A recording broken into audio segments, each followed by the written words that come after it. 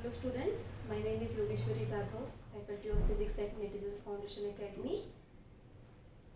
Yes, so as we have already seen in previous video, we have discussed physical quantities and their types. हमने already physical quantities देखे, उनके types कौन से हैं, जो दो basic types हैं उनके, वो भी देख लिए. तो first of all we'll revise that portion first.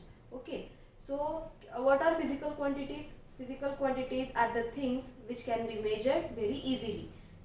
ऐसे कोई भी चीज़ जिसको हम मेजर कर सकते हैं उनको हम क्या बोलते हैं? Physical quantities. So what are physical quantities, what are the types of physical quantities, ये तो हमने डिस्कस कर लिया. तो शॉर्टली हम टाइप्स एक बार देख लेते हैं. दो टाइप्स होते हैं फिजिकल क्वांटिटीज के. First one is fundamental quantities and another one is derived quantities. Fundamental quantities ऐसी क्वांटिटीज है जिनको हम इंडिपेंडेंटली मेजर कर सकते हैं without the help of any other quantity. मतलब सपोज हमको मास मेजर करना है तो हमको लेंथ की या टाइम की ज़रूरत नहीं पड़ती. क्यों नहीं पड़ती? Because mass itself is a fundamental quantity. इसका मतलब क्या है? Fundamental ones are those that can be measured independently, जिनको कोई भी ज़रूरत नहीं होती. तो हमने उनके टाइप्स भी देख लिए, उनके एग्जाम्पल्स भी देख लिए. कौन से थे examples? There were 7 fundamental quantities: length, mass, time, temperature, electric current, amount of substance and luminous intensity. Okay, so we'll move towards derived quantities now. Okay, you can put the heading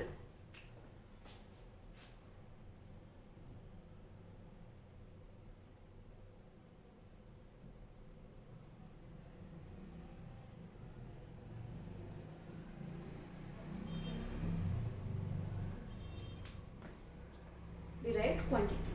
So these are exactly opposite that of the fundamental quantities. Fundamental में हमने देखा individually without taking help हम major कर सकते हैं, लेकिन यहाँ पे वैसे नहीं होता. जो भी डिराइव्ड क्वांटिटीज है उनको हम इंडिपेंडेंटली मेजर नहीं कर सकते. क्यों? Because these quantities are derived. अभी जो ये वर्ड है derived, itself means obtained. Derived का मीनिंग क्या है? ऑब्टेन. जो क्वांटिटीज हमने ऑब्टेन की है यूजिंग अनदर क्वांटिटीज, उनको हम बोलते हैं डिराइव्ड क्वांटिटीज. तो देखिए जो भी डिराइव्ड क्वांटिटीज है उनका एक स्पेसिफिक फॉर्मूला होता है. आपको कभी भी कोई भी फंडामेंटल क्वांटिटी का फॉर्मूला नहीं मिलेगा, but you can get the formula of derived quantity. Why? Because this quantities are made up of another quantities. Okay, so how can we define these quantities?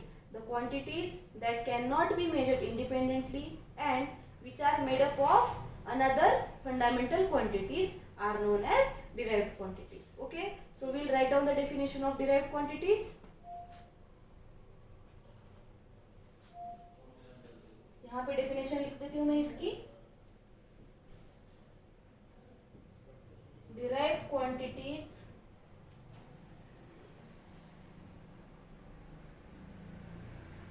can be defined as the quantities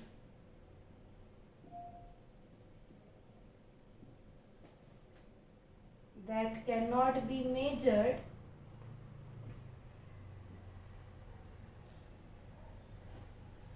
independently and are made of two or more fundamental quantities.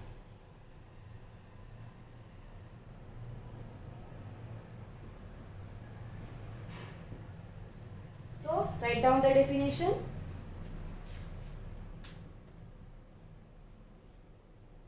Yes, now हम इसके examples पढ़ लेंगे जो भी है.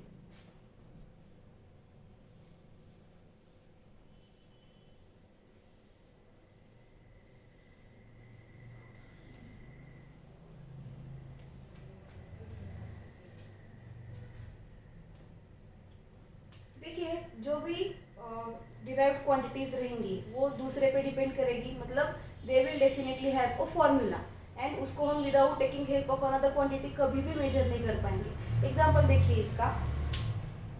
Suppose ये एक room है और जिसका हमको एरिया फाइंड आउट करना है और मुझे इस रूम की लेंथ दी गई है विच इज 6 मीटर एंड इसकी ब्रेथ मुझे दी गई है 5 metres. So there is a room having length 6 metres and having breadth 5 metres and मुझे बोला गया है कि इसका एरिया फाइंड आउट करना है. तो can I find out? Yes, obviously, because we can easily find out area by calculating these two. क्यों? क्योंकि एरिया का फॉर्मूला ही क्या होता है? Length into breath.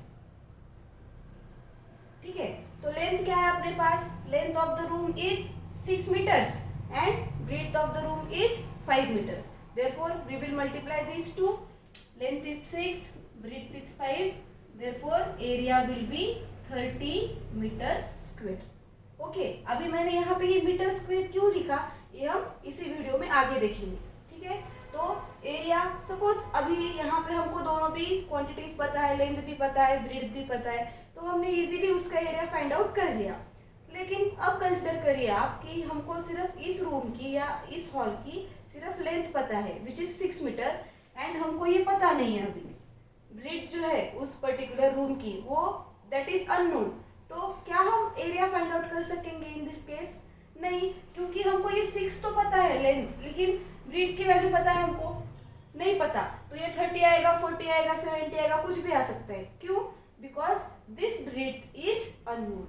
Means whenever an object whenever we are calculating area of an object, then we need length as well as breadth. means यहाँ पे ये जो ये area है वो depend करेगा two different quantities पे. in fact both of these are distances.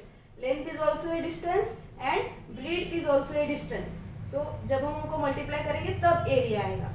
therefore area को हम एक derived quantity बुला सकते हैं बिकॉज इट इज डिपेंडिंग. इनको इसको इंडिपेंडेंटली मेजर कर पा रहे हैं हम? नहीं कर पा रहे. ओके, बाद में देखेंगे another example of derived quantity जो कि आपने मैथ्स में पहले भी पढ़ चुके हैं आप वो लोग.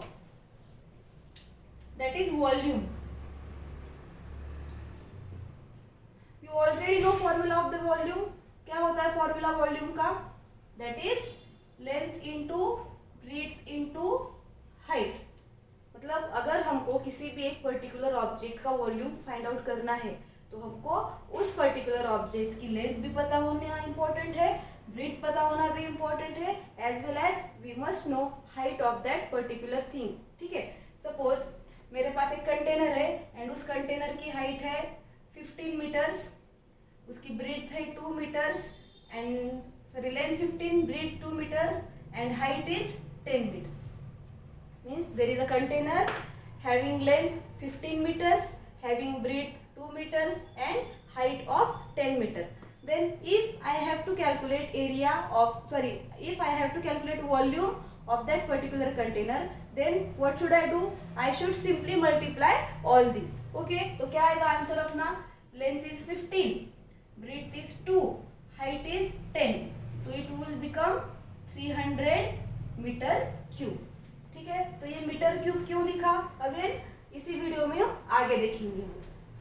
देखिए, अगर लेंथ, ब्रेड्थ और हाइट इन तीनों में से any one is missing, then we won't be able to calculate volume of that container. Suppose this breadth is unknown here. उस कंटेनर की ब्रेड्थ हमको पता नहीं है, उसकी लेंथ पता है एंड हाइट भी पता है. तो यहाँ पे ये 2 हम नहीं लिख सकते. 15 है अपने पास, यहाँ पे 10 है अपने पास, लेकिन since we do not know the breadth of that container, therefore we can not find volume of that container. Since volume depends upon length as well as breadth as well as height. Okay, are you getting this? Means in this way derived quantities depend upon another fundamental quantities. यहाँ पे देखो 3 quantities पे depend कर रहा है volume जो है वो. Means in this way whenever we are calculating any derived quantity, we must know all of the quantities on which that particular quantity is depending. अगर उनमें से एक का भी हमको वैल्यू या मैग्नीट्यूड पता नहीं है तो हम उस derived quantity को मेजर नहीं कर सकते. एक और एग्जांपल देखेंगे इसका.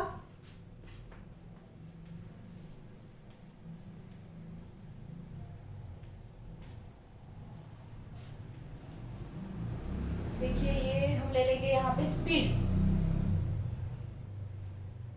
स्पीड तो आप सभी लोगों को ऑलरेडी पता है, आप बोलते हो ये फास्ट जा रहा है या स्लो जा रहा है. whenever we are referring any object is going faster or slower, in short we are describing speed of that object. अगर वो object fast move कर रहा है तो उसकी speed ज़्यादा है, and if that object is moving slower then we can say that speed of that object is less or minimum as that of the faster object. So ये speed होता क्या है basically? Speed is nothing but the distance which is being covered by the object in unit time. एक unit time में कोई भी object कितना distance cover कर पाता है उसको हम क्या बोलते हैं, उस ऑब्जेक्ट की स्पीड. देखिए एक एग्जांपल ले लेंगे हम. यहाँ पे I have a car and this car is moving. It is going from point A to point B. It is covering some distance. Okay, so हम अगर हमको पता है कि वो कितना डिस्टेंस कवर कर रही है कितने टाइम में, तो we can easily find out the speed of this moving car. Suppose अगर हमको बताया गया है कि ये जो कार है it is covering 80 kilometre distance in 2 hours. कितना डिस्टेंस कवर कर रही है कार यहाँ पे? 80 किलोमीटर्स इन 2 आवर्स. तो स्पीड क्या होगी इसकी? 40. लेकिन हम ये कैसे कैलकुलेट कर रहे हैं? By using formula of speed. देखिए स्पीड का फॉर्मूला होता है डिस्टेंस अपॉन टाइम. अभी डिस्टेंस हमको नोन है. क्या है डिस्टेंस? 80 किलोमीटर. डिस्टेंस की जगह पे हम 80 लिख लेंगे यहाँ पे, डिवाइड करना है as it is, and time की जगह पे वी विल राइट 2. सो ये 2 आ गया यहाँ पे, तो this cancels out 40 times. So speed will be 40 kilometre per hour. Again यहाँ पे किलोमीटर पर आवर कैसे लिखा वो हम इसी वीडियो में आगे देखेंगे. ठीक है, देखिए तो speed is nothing but distance covered in unit time which can be formulated by distance upon time, and we simply put the values of distance and time in the formula, we calculate and we get the final answer which is nothing but speed of this particular car.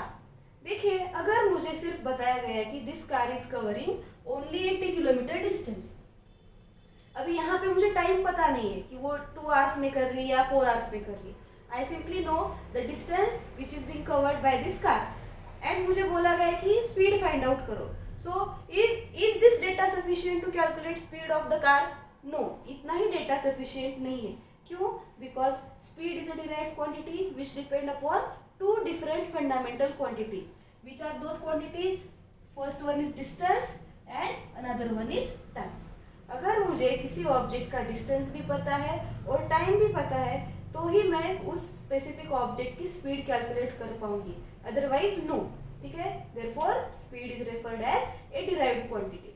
Fundamental quantities की इसमें कोई चक्कर नहीं कि ये इसका formula है, एक नोन है एक अननोन है. No, fundamental ones are the basic one, therefore उनका कोई फॉर्मूला भी नहीं रहेगा एंड उसको कैलकुलेट करने के लिए हमको किसी दूसरी क्वांटिटी की जरूरत भी नहीं है. लेकिन यहाँ पे ऐसा है क्या?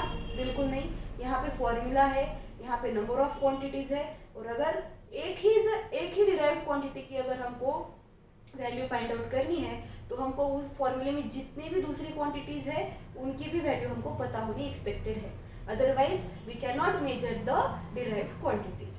Okay, so one more example will see here.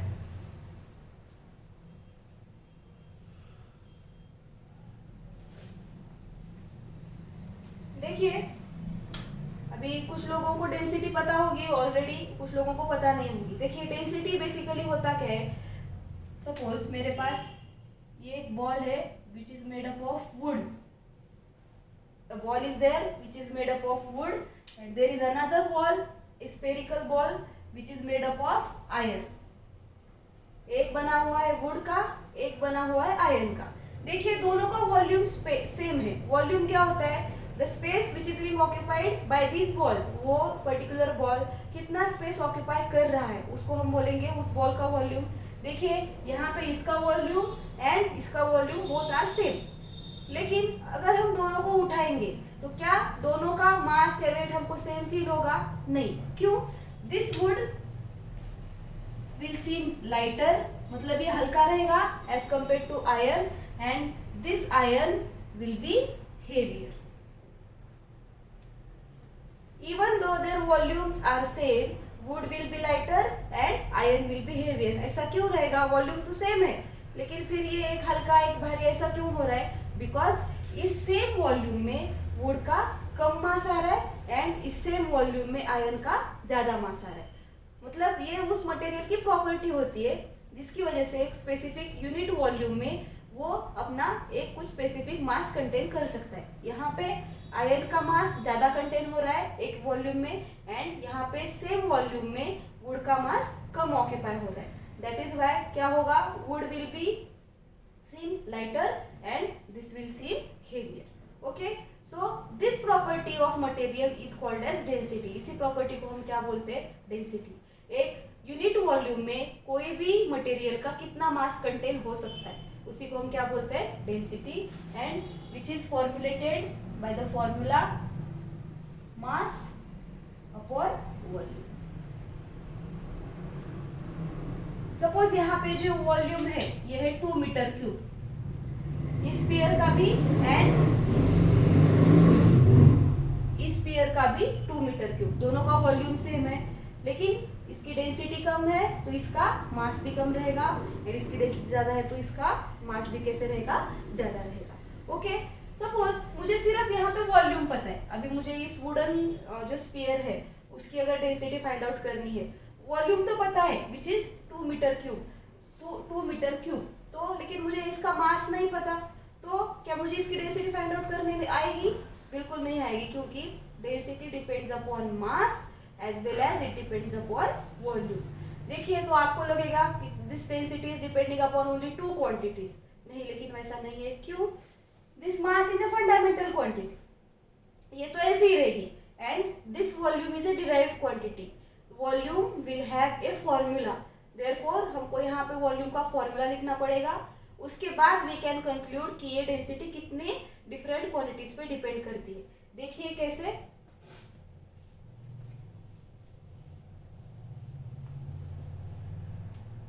मास तो मास ही रहेगा, वॉल्यूम क्या है, length into breadth into height, so this density depends upon mass, length, breadth and height.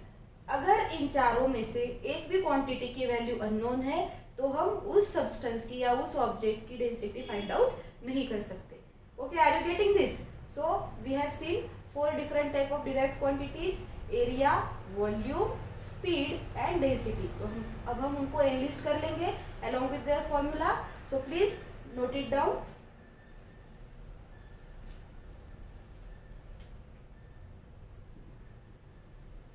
First one was area, which is having formula length into breadth. Second is volume, which has formula length into breadth into height. Third one is speed, having formula distance upon time. And fourth one is density, having formula mass upon volume. और भी है तो हम यहाँ पे ETC लिख लेंगे, just note this down.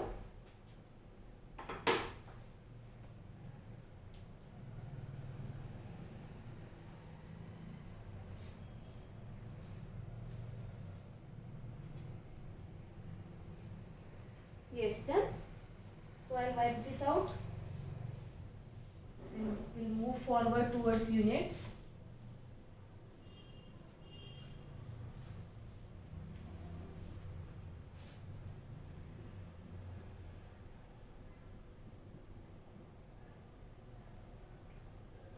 अभी यूनिट्स लिख लेंगे हम।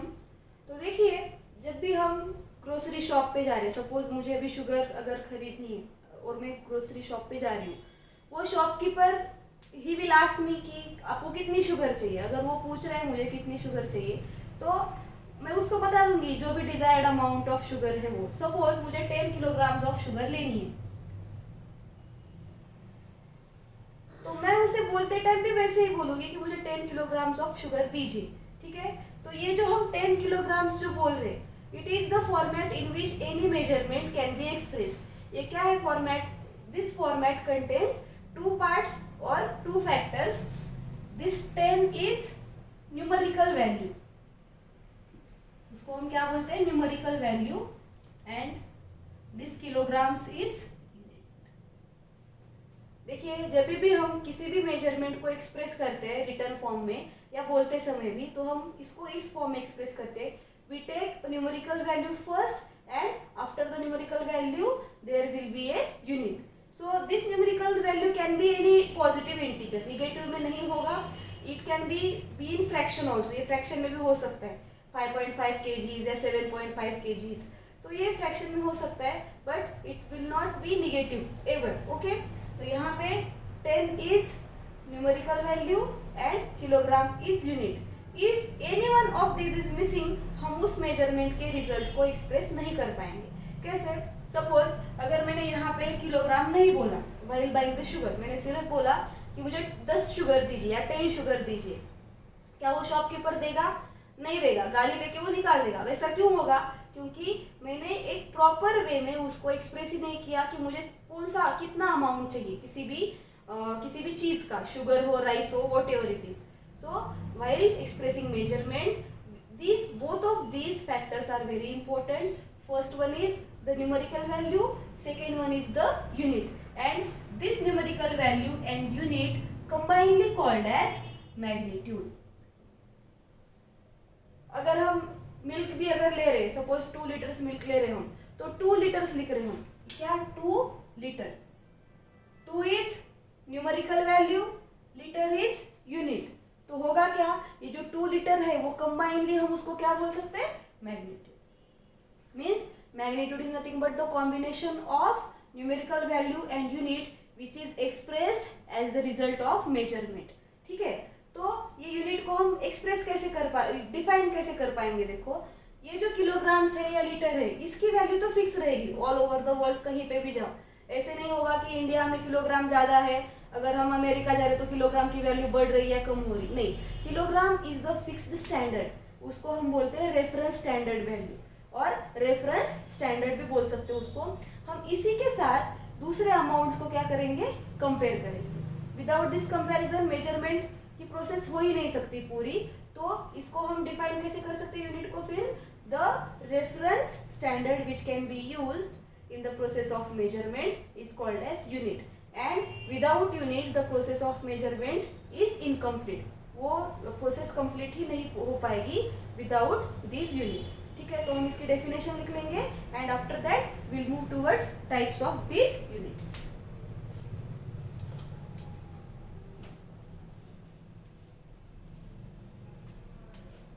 लिख लीजिए आप मेरे साथ definition.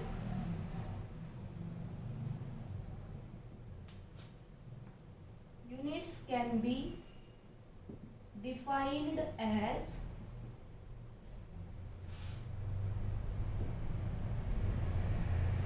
the reference standard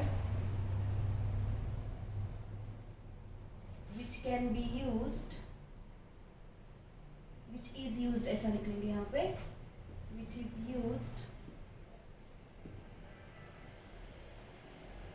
while the process of measurement.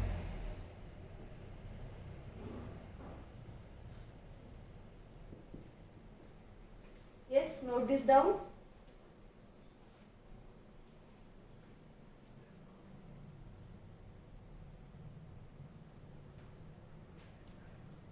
Yes, ठीक है, एक बार वापस रीड कर लेंगे इसको हम।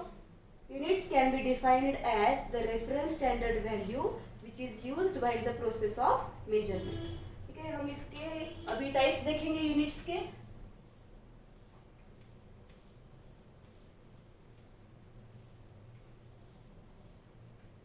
देखिए, जो भी क्वांटिटीज है, फिजिकल क्वांटिटीज, उनको हमने क्लासिफाई किया था इन 2 groups. First one was fundamental quantities, another one was derived quantities. In the same way these units can be classified. First one is fundamental units, another one is derived units.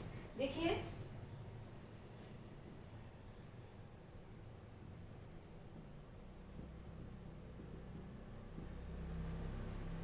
Fundamental units first. अभी हमने जो fundamental quantities देखी, we already know that there are only 7 fundamental quantities.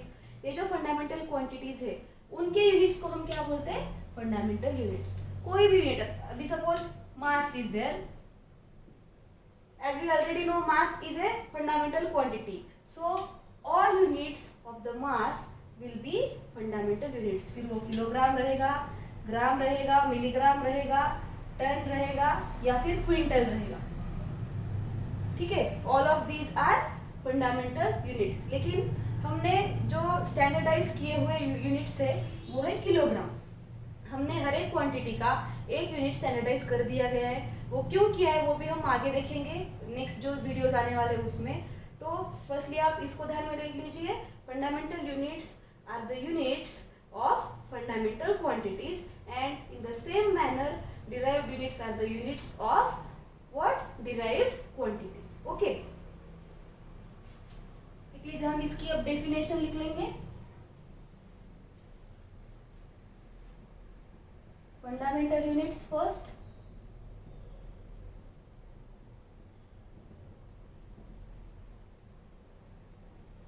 what is the definition of fundamental units then? The units of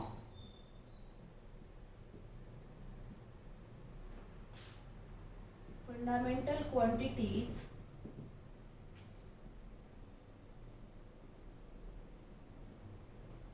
are called as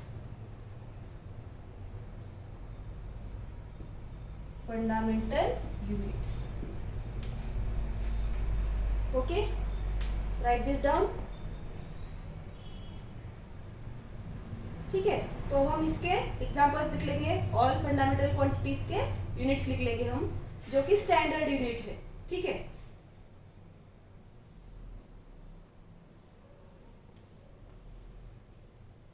जब भी आप लिख रहे हो कोई भी चीज स्क्रीन पे देखे तो make sure that you have paused the video pause करके ही बाद में लिखना स्टार्ट कर सकते हैं आप, so that you won't get disturb. Okay, देखिए,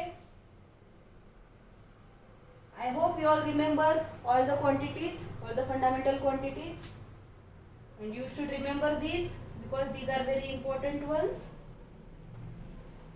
देखिए, फर्स्ट वन लेंथ, मेरे साथ रिमेम्बराइज भी करिए आप अगर आपको अगर हो गई है तो। Second one is mass, third one is time, fourth one is temperature, उसके बाद इलेक्ट्रिक करंट, क्या आएगा उसके बाद, amount of substance, and last one is luminous intensity।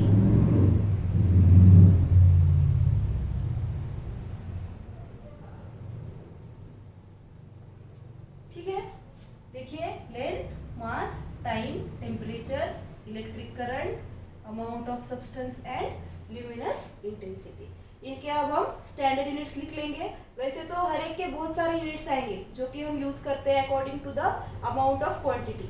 अगर क्वांटिटी बहुत ज़्यादा है तो हम बड़ा यूनिट यूज़ करेंगे, अगर क्वांटिटी बहुत कम है तो हम छोटा यूनिट यूज़ करेंगे। फॉर एग्जांपल देखिए, if I want to measure length of this marker then which unit will I use?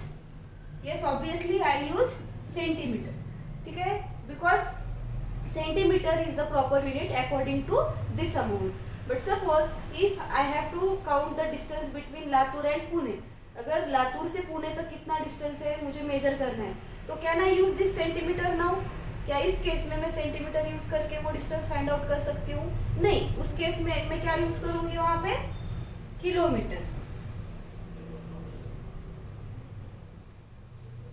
सो इससे हम क्या कंक्लूड कर सकते हैं कि जो यूनिट है किसी भी क्वांटिटी का, that can very depending upon the amount. Amount बढ़ गया हो तो हम उसका यूनिट भी बड़ा यूज करेंगे, अमाउंट छोटा है तो यूनिट भी हम छोटा करेंगे। देखो, अभी इनके कंपैरिजन में centimetre is the smaller unit and kilometre is the bigger unit. लेकिन अगर हम अगेन सपोज मुझे मार्स में और अर्थ में कितना डिस्टेंस है, अगर ये जो फाइंड आउट करना होगा तो can I use this bigger unit kilometre? नहीं, even if it is bigger as compare to this too, this kilometer cannot be used while measuring distance between 2 planets और stars. क्यों? बिकॉज जो distance है planets में और star में that is very wide, जो कि बहुत ज़्यादा है, जिसको हम किलोमीटर का यूज करके मेजर नहीं कर पाएंगे. इसलिए in that case we use light year.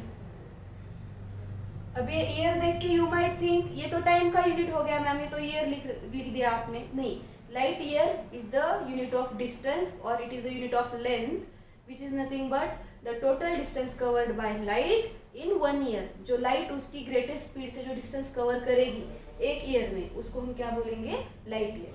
And that can be used while measuring the distance between 2 planets और स्टार्स, जो हेवनली बॉडीज है उनके केस में. ठीक है, तो यहाँ पे हम क्या करेंगे? सिर्फ ये सारे यूनिट्स लिखने के instead we will only write the standardised unit, जो कि स्टैंडर्ड है.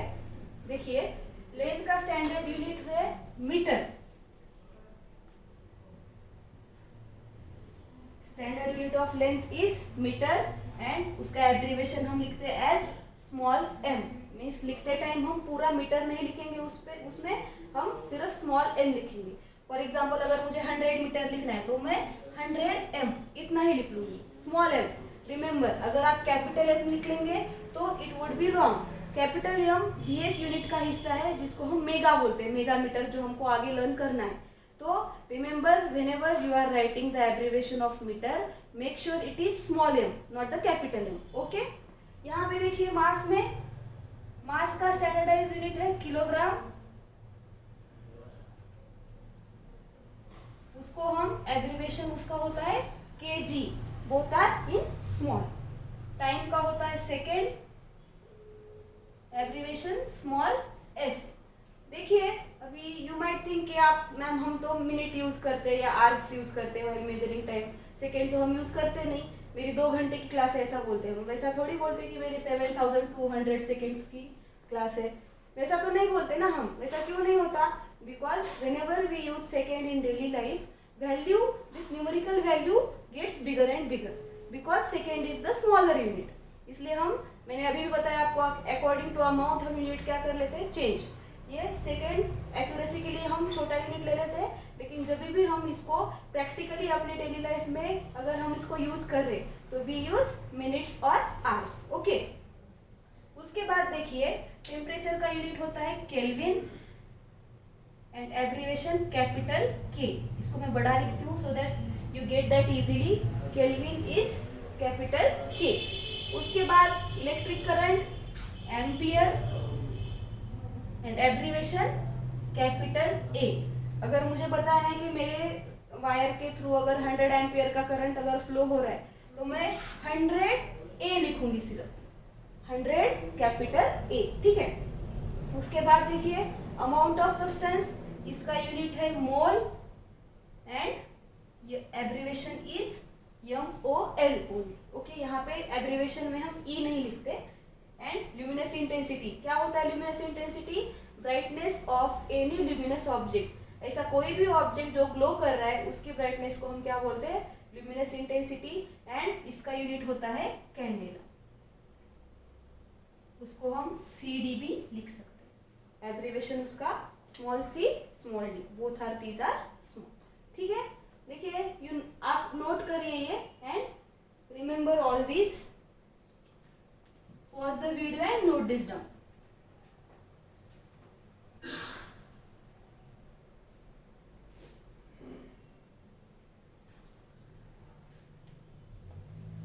ठीक है, this is all about fundamental units. इसके बाद will move towards derived units.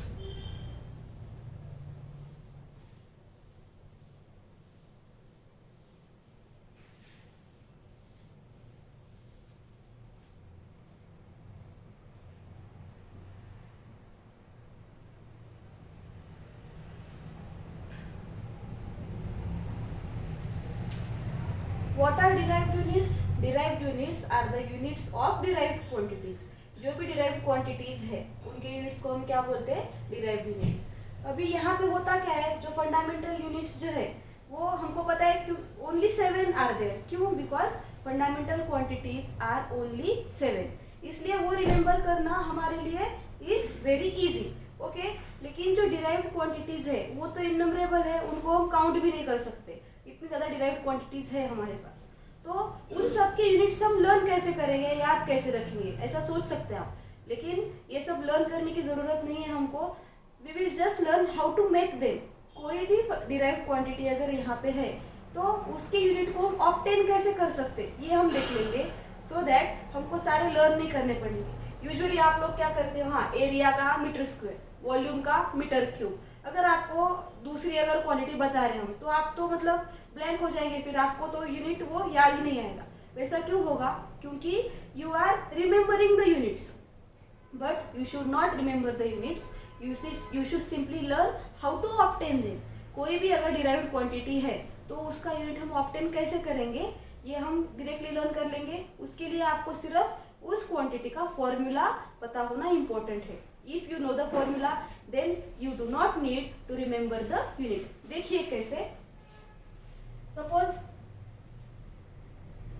Here is the derived quantity area. You already know formula of area, what is that, length into breadth. So basically हम क्या करेंगे, यहाँ पे length का unit we already know, unit of length is metre, breadth का भी पता है हमको मीटर। दोनों का यूनिट सेम क्यों, because length is also a distance and breadth is also a distance, therefore उनके स्टैंडर्ड यूनिट दोनों भी कैसे रहेंगे, सेम। और यहाँ पे साइन क्या है, मल्टीप्लाई का। अगर हम मीटर को मीटर से मल्टीप्लाई करेंगे तो we will get metre square. तो ये आ गया unit, derived unit of area. देखो इतना इजी है, आपको याद करने की जरूरत ही नहीं है। आपको फॉर्मूला पता है तो you can easily make the unit. तो यहाँ पे आगे लिख लेती हूँ इसका यूनिट, मीटर स्क्वायर। हम उसको पढ़ते समय स्क्वायर मीटर पढ़ते हैं।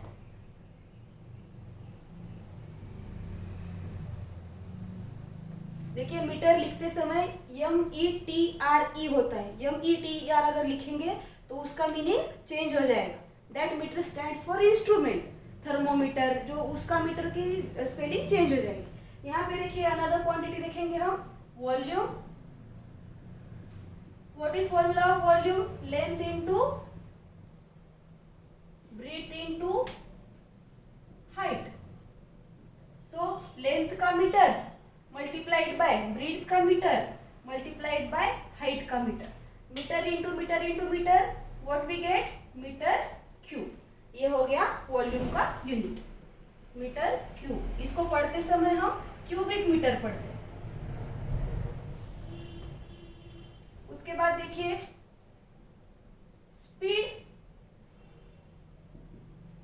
फॉर्मूला पता है हमको स्पीड का। What is the formula of speed, distance upon time. Distance का wording unit time is nothing but speed. देखिए फिर ये जो डिस्टेंस है इसका यूनिट क्या होता है, मीटर। ये डिवीजन का division as it is, and time का सेकेंड। क्या मिला यूनिट हमको, मीटर डिवाइडेड बाय सेकेंड। लेकिन इसको लिखते समय हम मीटर डिवाइडेड बाय सेकेंड ऐसे नहीं लिखते। ये जो लाइन जो हम यहाँ पे डिवीजन की बनाते हैं, यूनिट लिखते समय हम उसको थोड़ा सा स्लैंटेड वे में लिखते हैं। देखिए कैसे, मीटर डैश सेकेंड। डैश मतलब ये स्लैंटेड जो है, ऑब्लिक जो लिखते हैं हम उस वे में लिखेंगे यहाँ पे। एंड इसको पढ़ते समय हम मीटर पर सेकेंड पढ़ेंगे, मीटर पर सेकेंड। एंड लास्टली डेंसिटी का देखेंगे हम कैसे बना सकते हैं। फॉर्मूला डेंसिटी का हमको पता है ऑलरेडी, मास अपॉन वॉल्यूम। सो मास का unit kilogram divided by volume का हमने ऑलरेडी यहाँ पे ऑब्टेन कर लिया है, मीटर क्यूब। इसको भी हम ऐसे ही लिखेंगे in the same way as that of the speed, kg और किलोग्राम पर मीटर क्यूब। इसको पढ़ते समय हम ऐसे लिखेंगे, ऐसे पढ़ते हैं किलोग्राम पर क्यूबिक मीटर। ठीक है, these are the units of derived quantities. Note this down.